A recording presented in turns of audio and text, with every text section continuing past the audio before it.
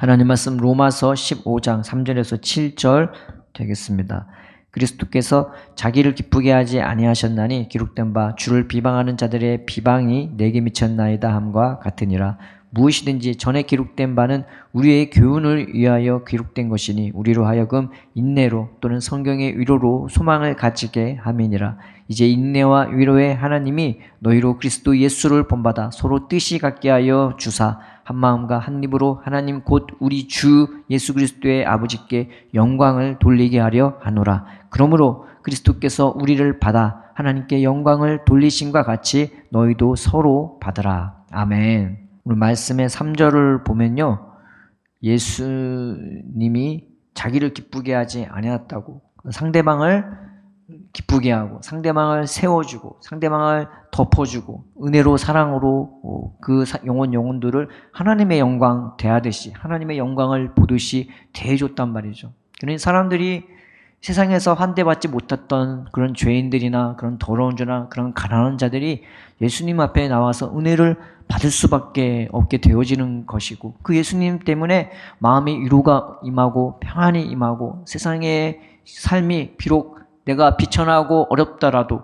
소망을 갖게 안 가질 수가 없는 거예요. 하늘의 소망을 갖게 되고 하나님 때문에 기뻐하고 감사하고 영광 돌릴 수 있게 되어지는 거죠. 그래서 3절에 그리스도께서 자기를 기쁘게 하지 아니했다는 말이 바로 그 말입니다. 자기를 기쁘게 하는 것이 아니라 자기 안에 하나님의 기쁨과 영광과 생명이 충만하니까 한 영혼 한 영혼을 그 은혜와 사랑으로 대해주는 게 예수님의 삶이었던 거죠. 그래서 기록된 바 주를 비방하는 자들의 비방이 내게 미쳤나이다 함과 같다는 말이 무슨 말이냐, 이게 원래 시편 69편 9절의 말씀인데, 주의 성전을 위한 열성이 나를 삼키고 그리고 주를 향한 비방이 내게 미쳤다는 말이 하나님을 향한 비방이 이 예수님께로 향했다는 그런 말씀인 것입니다. 하나님을 향한 모독이 이 예수님께로 향했다는 것이죠. 하나님의 성전을 지은 것은 성전을 우상처럼 섬기라는 말이 사실은 아니었다는 것이죠.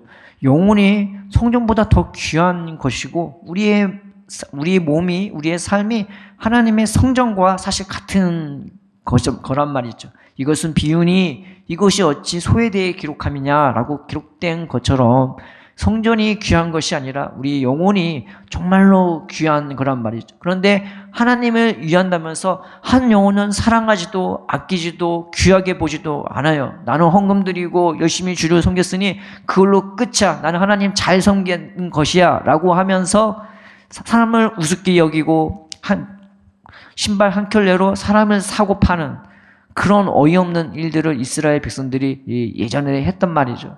마찬가지로 하나님을 위한다면서 하나님을 사랑한다면서 그 성전을 위한 열심히 예수님이 하는 그 꼴을 못 보는 거예요. 한 영혼 사랑하고 한 영혼 아끼는 그 마음을 못 보는 거예요. 그래서 자기가 갖고 있는 열심, 자기가 갖고 있는 절기, 자기가 갖고 있는 관습을 가지고 너 하나님 왜 그렇게 섬겨? 네가 하나님 사람이야? 하면서 오히려 예수님을 핍박하는 거예요. 그것을 말하고 있는 것입니다. 그런 일이 있어도 예수님은 그 일을 계속 하셨던 거예요. 한 영혼들을 사랑하고 한 영혼을 받아주고 한 영혼들을 세워주는 그 일을 했던 거죠. 근데 다윗이 그랬단 말이죠.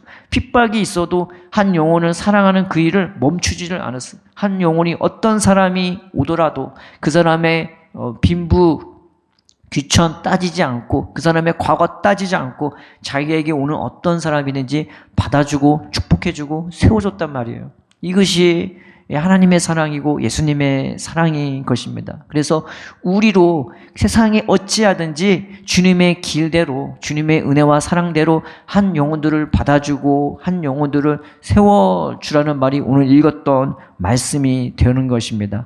무엇이든지 전에 기록된 바는 우리의 교훈을 위하여 기록된 것이니 우리로 하여금 인내로 또는 성경의 위로로 소망을 가지게 함이니라 라고 나와 있는 것입니다. 다윗은 상황이 됐을 때만 사랑했던 것이 아니라 힘들 때에도 사랑했단 말이죠. 예수님도 사랑을 한만할 때만 사랑했던 것이 아니라 십자가에 못 박혀 있는 그 상황에서조차 주님의 은혜와 성령이 가장 충만하여서 영혼들을 위해서 용서하고 영혼들을 위해서 축복함으로 하나 예수님은 자신을 온전히 들었던 것이죠. 그 결과가 뭐였어요? 무덤 권세 이기고 영원한 하늘의 영광으로 승천하신 것을 우리가 보고 있지 않습니까? 그래서 우리는 소망을 가질 수 있게 되는 거예요. 신앙은 누가 나를 잘해주냐 못하느냐 그거에 따라서 흔들리는 것이 아니라 내가 하나님의 기쁨대로 한 영혼을 사랑하고 아끼고 세워주는 그 일에 우리의 삶을 기꺼이 드리고 기쁨으로 그 소망 가운데서도 세상이 어찌하든지 누가 나를 욕하든지 정죄하든지 상관없이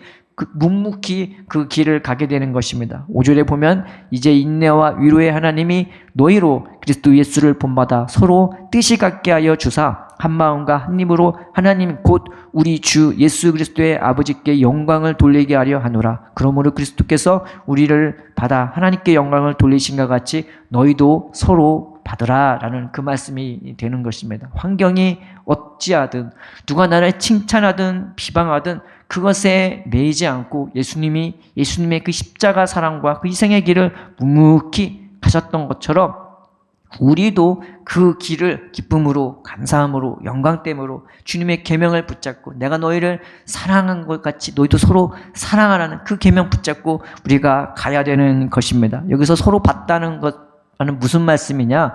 주님이 우리를 영접해 줬다는 말이에요. 주님이 우리를 환대해 줬다는 말이에요. 함부로 보지 않고 함부로 만지지 않고 하나님의 사랑으로 하나님의 영광으로 주님의 은혜로 우리를 받아주시고 영접해 주시고 환대해 주었다는 말씀이 되는 것입니다. 우리의 삶이 이랬으면 좋겠습니다. 누가 나를 할지언정 누가 나를 칭찬하는 그런 것에 매이는 것이 아니라 우리의 삶이 예수님처럼 환경에 좌지우지되지 않고 사람의 칭찬과 비방에 좌지우지 않고 세상이 어찌하든 서로가 서로를 환대하고 서로가 서로를 영접하고 서로가 서로를 세워주고 덮어주고 싸매어주는 그런 예수님의 마음으로 살아가게 될 주의 이름으로 축복합니다. 이런 자가 하나님 나라의 백성이요 또 이렇게 하나님이 우리를 그 백성으로 되도록 인도해 주시는 것입니다. 우리 이 말씀 붙잡고 하나님 내 안에 주님의 은혜와 사랑으로 나를 환대해 주시고 나를 붙들어 주시고